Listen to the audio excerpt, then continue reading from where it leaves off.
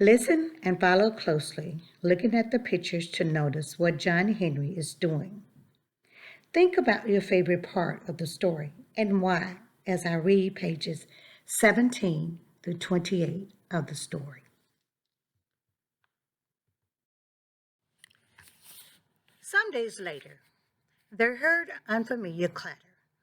Down the tunnel came a group of men with a strange machine.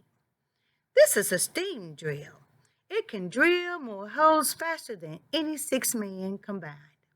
A new man bragged. Who can beat that?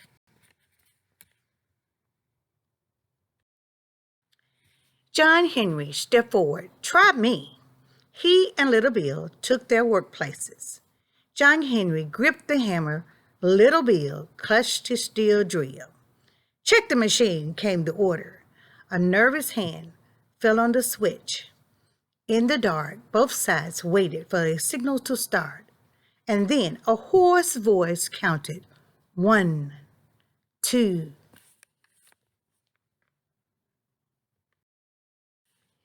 3. The machine shrieked as it started. John Henry swung his hammer, and a crash of steel on steel split the air.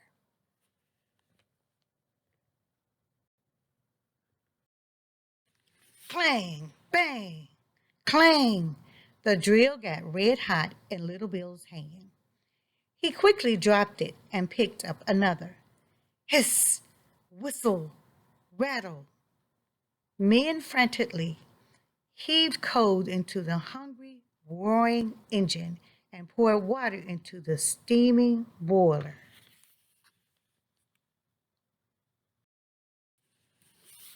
Whoops, clang, whoops, bang. John Henry's hammer whistled as he swung it. Chug, chug, clatter, rattled the machine. Hours after hours raced by. The machine was ahead. Hand me that 20-pound hammer, Little Bill. Harder and faster crashed the hammer. Great chunks of rock fell as John Henry ripped holes after holes into the tunnel wall. The machine rattled and whistled and drilled even faster. Friends doused John Henry and Little Bill with cold water to keep them going. Here's John Henry being doused with water. Here is a picture of John Henry as he picks the hammer up again. Then John Henry took a deep breath, picked up 2 sledgehammers, and sang, Ain't no hammer strike such fire, strike like lightning, Lord, and I won't tire. Hammers like this, Lord, there's never been.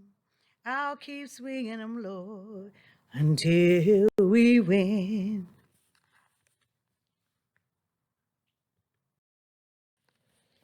John Henry swung both mighty hammers faster and faster.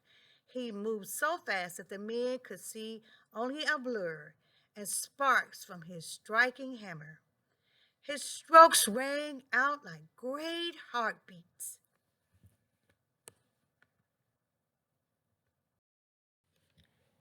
At the other side of the tunnel, the machine shrieked, groaned, and rattled and drilled. Then all at once it shook and it shuddered and it wheezed and stopped. Frantically, men worked to get it going again, but they couldn't. It had collapsed. John Henry's hammering still rang and echoed through the tunnels with a strong and steady beat.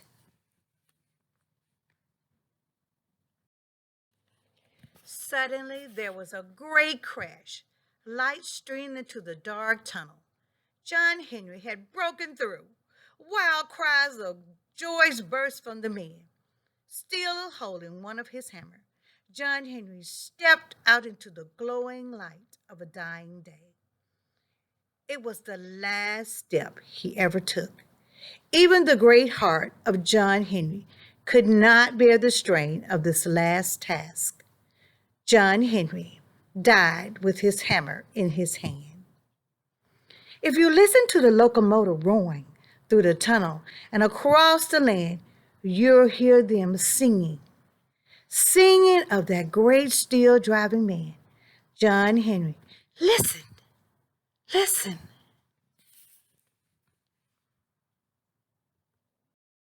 And this is a picture of John Henry as he takes his last steps before he dies.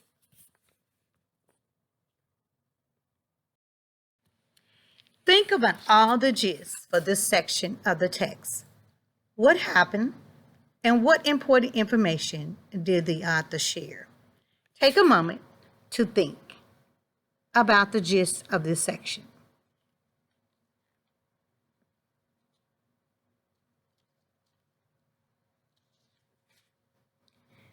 The gist of this section is that a steam drill was a problem for the men working in the tunnel.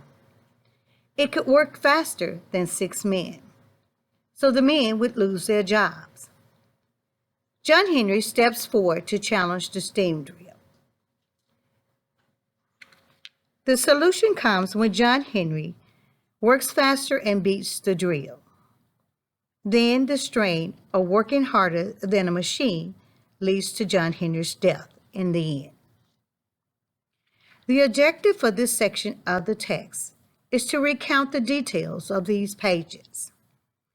Now we will look at the think step to help us to recount the details of this section.